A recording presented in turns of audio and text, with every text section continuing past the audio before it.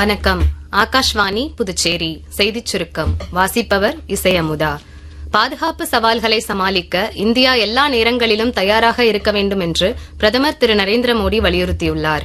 மேலும் உலகில் முக்கிய பங்கை வகிக்கும் நாடான இந்தியா தற்போதைய யதார்த்தங்களுக்கு ஏற்ப பாதுகாப்பு துறையை நவீனமயமாக்க வேண்டிய கடமை உள்ளது என்றும் தெரிவித்தார்.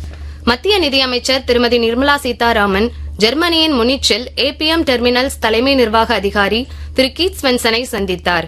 இந்த சந்திப்பில் சமீபத்தில் முடிவடைந்த இந்திய ஐரோப்பிய ஒப்பந்தத்தின் நன்மைகள் குறித்து விவாதித்ததாக குறிப்பிட்டார்.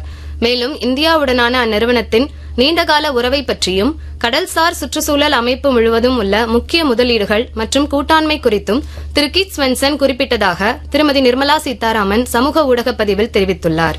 மைக்ரோசாப்ட் நிறுவனர் பில்கேட்ஸ் இன்று ஆந்திர மாநிலம் அமராவதிக்கு வருகை தந்து ஆந்திர முதலமைச்சர் திரு சந்திரபாபு நாயுடுவுடன் சுகாதாரம் மற்றும் செயற்கை நுண்ணறிவை விரிவுபடுத்துவது குறித்து கலந்துரையாடுகிறார்.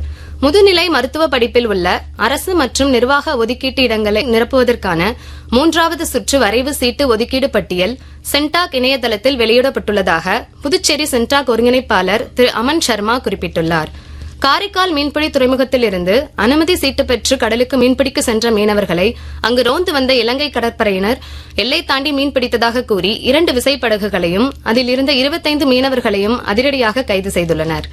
ஆந்திர மாநிலம் திருப்பதியில் நடைபெற்ற தென்னிந்திய அளவிலான ஷூட்டிங் பால் விளையாட்டுப் போட்டியில் புதுச்சேரி அணி வீரர்கள் முதலிடம் பெற்று தங்கப்பதக்கத்தையும் ஜூனியர் பிரிவில் 3ஆம் இடத்தை பிடித்து வெண்கலப் பதக்கத்தையும் வென்றனர்.